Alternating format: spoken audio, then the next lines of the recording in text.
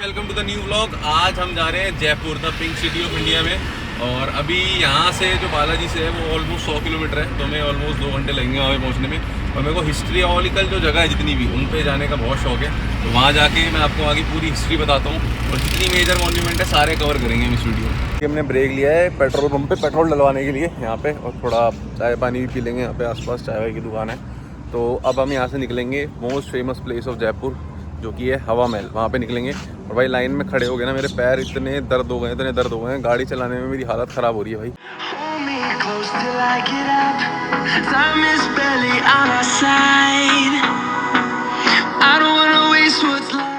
मैंने अपना first stop ले लिया है ब्रेकफास्ट करने के लिए। ये रेस्टोरेंट है पीछे, बनाना लीफ, इसमें जाऊँगा। और भाई बहुत भूख लग रही है, तो पहले कुछ ऑर्डर करते हैं फिर देखते हैं। ये आइटम आ गई है अपनी चीज़ मसाला डोसा, तो मैं इसे खाता हूँ। देखने में तो बढ़िया लग रहा है। देखो भाई पिंक सिटी है तो पूरा पिंक हो रखा है यहाँ पे, लेकिन मेरे को ये हवा महल के पास वाले एरिया में ही पिंक पिंक दिखा, बाकी मेरे को और कहीं दिखा नहीं पिंक यहाँ पे। ये महारानी फैक्ट्री है, ये यहाँ पे आप जाके शॉपिंग वगैरह कर सकते हो। इधर की साइड में जंतर मंतर है, और ये जो है पीछे ये है सिटी पैलेस। सिटी पैलेस से डायरेक्टली कनेक्टेड है सामने हवा महल, तो हम हवा महल में जा रहे हैं। सिटी पैलेस जो है इसके अंदर म्यूजियम वगैरह है, तो वो हमने देखा हुआ है, तो वहाँ पे नहीं जा रहे हम। और भाई ये देखो ये रोड है, यहाँ पहले देखो हाथी घोड़े चलते होंगे, अब इंसान चल रहे हैं, गाड़ियाँ चल रही है। तो अब ये सामने हवा महल है, यहाँ से हवा महल की एंट्री। तो इधर पेंटिंग की कोई एग्जीबिशन चल रही है, और ये देखो पेंटिंग्स।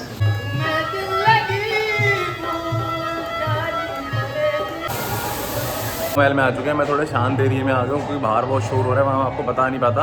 ये वॉशरूम एरिया है इनका। तो ये महल के बारे में बताता हूँ मैं आपको। ये जो महल है ये बना था 1799 में। ये 1799 है। मैं सवाई प्रताप सिंह हवा महल बना रहा हूँ, लालचंद उस्ताद इसे बना रहे हैं। इसकी 5 मंजिल बनवाई है। पहली मंजिल है शारद, रतन, फिर विचित्र, फिर प्रकाश, फिर हवा मंदिर। हवा महल की ये खिड़की या मुख्य रूप से राजपूत परिवार की शाही महिलाओं के लिए बनवाया गया था, ताकि वो त्योहारों को देख सके। कि जो यहाँ की महारानियाँ हैं वो पर्दा सिस्टम फॉलो करती थी, तो बाहर के रिचुअल्स को देख पाएँ। इस चक्कर में इस महल में इतनी सारी खिड़कियाँ हैं, क्योंकि यहाँ पे बहुत सारे स्ट्रीट पे फेस्टिवल्स होते थे, तो वो महारानियाँ देख नहीं पाती थी। तो इनका सिस्टम ये था कि महारानियों कोई ना देख सके, लेकिन महारानी सारी चीज़ें देख पाए बाहर की। और ये जो खिड़कियाँ हैं इनकी वजह से ये नेचुरली एयर कंडीशनड है, तो इतनी गर्मी में भी आपको अंदर ऐसा लगेगा कि AC चल रहा है। ये खिड़की, यहाँ से महारानी रोड पे चलते हुए सारे फेस्टिवल देखती थी आराम से। इधर खाली स्पॉट है बहुत सारे, यहाँ पे जो सैनिक हैं वो मेकआउट वगैरह करते होंगे आराम से बैठ के। मतलब खाली स्पॉट बहुत सारे हैं। इधर देखो, इधर हर जगह खाली स्पॉट है भाई। ये जो आप देखोगे सीढ़ियाँ ऐसी बना रखी, क्योंकि जो महारानी की ड्रेसेस होती थी वो बहुत हैवी होती थी, तो इस वजह से वो सीढ़ी चढ़ने में उन्हें दिक्कत ना हो, इसलिए स्लांटिंग वाली बना रखी है यहाँ पे। और ये देखो इधर भाई ब्लाइंड स्पॉट बहुत सारे हैं, ठीक है। ये देखो भाई सीढ़ियाँ देखो भाई कितनी पतली है यहाँ पे, इसमें भाई सैनिक ही जाते होंगे। ये देखो हर जगह ऐसी सीढ़ी भाई, ऐसी महारानियों के लिए ये होगी, वो आम पब्लिक के लिए होगी मेरे हिसाब से। ये मेरे को लग रहा है या तो यहाँ से कुछ फुहारा वगैरह निकलता होगा, या ये हो सकता है महारानी जो है यहाँ पे आके स्नान वगैरह करती है, ऐसा भी हो सकता है।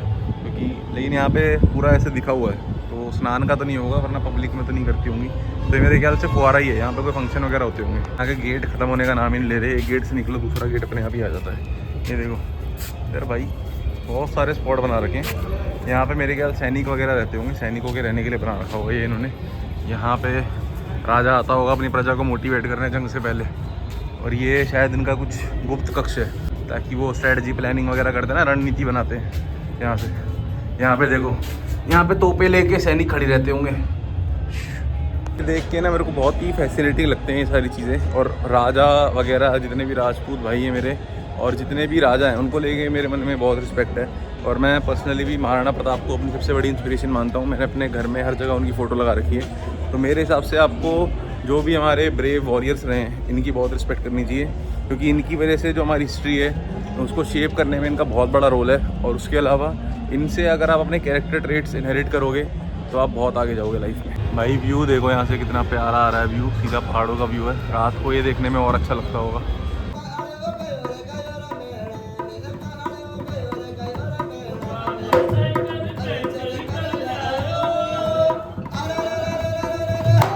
सारे ताले हैं जो इधर लॉक पड़े हुए हैं, तो इन तालों के अंदर क्या है ये जानने की क्यूरियोसिटी मुझे ज़्यादा है। ये बना रखा है इन्होंने बेबी फीडिंग रूम, जो पहले के टाइम पे यूज़ होता होगा। और यहाँ पे है प्रताप मंदिर, जो कि कृष्ण जी का मंदिर है।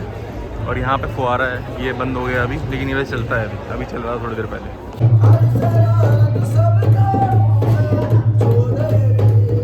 एक दो फॉरेनर कपल थे, तो वो चल रहे थे, तो उनकी वाइफ जो है वो थोड़ी मोटी थी, तो उसके हस्बैंड ने उसकी वाइफ को बोला you fat S be careful, तो वो गिरने वाली थी एक्चुअल में सीढ़ी से। तो भाई ये इंग्लिश में कोई किसी को अगर गाली दे तो वो उसको बुरा नहीं लगता बंदे को, उसकी वाइफ हंसने लग गई और सीधा चलने लग गई। लेकिन यही बात अगर आप हिंदी में बोलो तो कितना बुरा लगेगा कि भाई भैंचोद मोटी गांड सीधा चल, तो वो आप पे हंसेगी बिल्कुल नहीं, तो आपके 2 थप्पड़ और मारेगी और आपकी गांड पे लात दे के भगाएगी। बहुत मशक्क़त करने के बाद हमें ये रेस्टोरेंट मिल गया है। रेस्टोरेंट तो सही लग रहा है, पीछे फौजी रेस्टोरेंट नाम है इसका, हाईवे के ऊपर ये है। और यहाँ पे क्या है, ये पूरा खाली पड़ा हुआ है, हो सकता है यहाँ पे शाम को क्राउड आता हो। और हमारे प्लान में एक छोटा सा चेंज है, अब हम जा रहे हैं डायरेक्ट दिल्ली, क्योंकि हमें जाना था वैसे जल महल में हम गए और वहाँ पे कोई फंक्शन चल रहा था तो वो बंद था। फिर हमें एक दूसरी जगह जाना था, हमें एयरपोर्ट और भी 3-4 जगह जाना था, लेकिन दिल्ली में एक अर्जेंट काम आ गया, तो हम डायरेक्ट अब दिल्ली निकल रहे हैं। और वहाँ पे मेरे साथ एक बहुत तगड़ा सीन हुआ, वहाँ पे एक आंटी आई पीछे से और उन्होंने मेरे को ऐसे करके पकड़ लिया, तो मैं शॉक हो गया कि ये क्या हो गया। तो भाई वो मेरे को अपना हस्बैंड समझ रही थी, इसलिए उन्होंने मेरे को पकड़ लिया। शुरू कर दिया, वीडियो बनाना भूल गया मैं।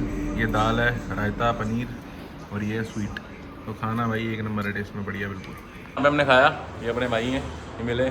बताओ भैया कहाँ पे आना है अगर किसी को खाना हो? नीम्स यूनिवर्सिटी कहाँ पे? गेट नंबर 5 फौजी रेस्टोरेंट। फौजी रेस्टोरेंट। और ये जगह कौन सी? जयपुर ही पड़ता है, क्या पड़ता है? Names politics.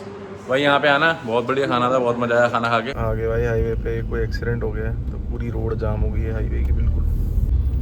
ट्रक घुस गया, ट्रक पलट गया है, पता नहीं कैसे अंदर घुस गया है। ड्राइवर तो सेफ है, अभी देखा था मैंने, पर ट्रक अंदर ही घुस गया, तो क्रेन आई है उसे उठाने के लिए। भाई अब हम पहुँचने वाले हैं दिल्ली, यहाँ से ऑलमोस्ट 50 किलोमीटर है यूईआर पे हम। और मैं घर पहुँच के आपको बताता हूँ भाई, वहाँ पे बहुत तगड़ा कांड हो गया एक मेरे साथ, तो बने रहो इस व्लॉग में। मैं घर पहुँच के आपको सीन बताता हूँ क्या हुआ है। बस काट दो कि अपने लिए कुछ खाने लेके आया हूँ, क्योंकि अगर पापा मम्मी को पता चल गया कि मैं बाहर का खा रहा हूँ वैसे तो मुझे खाना तो देंगे। चैन सक्सेसफुल भाई बिना किसी को पता लगे मैं चुपचाप अंदर ले आया हूँ इसे। और मैं छोले भटूरे लेके आया हूँ, आज मिल रहे थे, मेरे को बढ़िया खुशबू आ रही थी, तो मैंने इसलिए वही पैक करा लिए। और बाकी मैं बिल्कुल कल से नहीं खाऊंगा भाई, मेरा कल से बिल्कुल स्ट्रिक्ट डाइट फॉलो करूँगा मैं, और बिल्कुल बाहर का खाना तो बिल्कुल छोड़ दूंगा, बिल्कुल गंदा है भाई ये सब। आज मैं इसलिए खा रहा हूँ क्योंकि मैं आया हूँ अभी जयपुर से, तो बहुत भूख लग रही है मेरे को, तो ये मैं अपनी लास्ट चीट मील ले रहा हूँ। भाई ये जो है ये भोसड़ी वाला एकदम एक्टिंग चोर आदमी है। अभी कह रहा था मेरा एंकल ट्विस्ट हो गया, मुझे डॉक्टर पे ले जाओ, ये और देखो चुपचाप अपने पैर चला रहा है अब। तो भाई ये जहाँ मिले इसकी गांड मार लो, इसकी जहाँ मिल जाए आपको। भाई मैं सीन बताता हूँ आपको क्या हुआ। इस फौजी रेस्टोरेंट में हम लोग खाना खाने गए थे, वहाँ से हम ऑलमोस्ट 200 किलोमीटर दूर आ गए थे, दिल्ली ऑलमोस्ट पहुँचने वाले थे हम। वहाँ पे जाके मेरे को ध्यान आया कि भाई मेरी घड़ी खो गई है। मैंने खाना खाते हुए घड़ी निकाली थी और मैं रेस्टोरेंट के अंदर ही छोड़ा, तो मैंने भाई रेस्टोरेंट वाले का नंबर गूगल पे निकाला, गूगल पे नहीं मिला।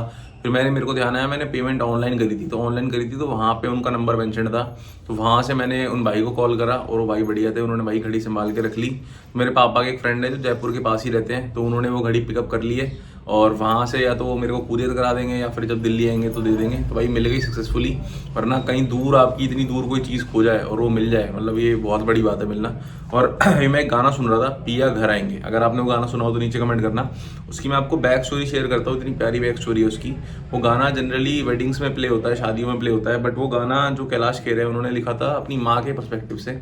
जब उनके फादर गुजर गए थे, उनकी माँ पहले ही गुजर चुकी थी, तो उनकी माँ अपने हस्बैंड का स्वर्ग में कैसे स्वागत कर रही हैं उसके ऊपर वो गाना है।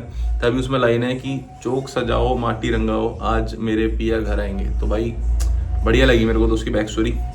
अब उसके बाद मैं उस गाने, इस बैक स्टोरी को जानने के बाद मैं उस गाने से और बढ़िया कनेक्ट कर पा रहा हूँ, मज़ा आता है वो गाना सुनने में। तो होप आपको आज की वीडियो में मज़ा आया होगा। Thank you so much for watching. अपने भाई को दुआ में याद रखना, बाय।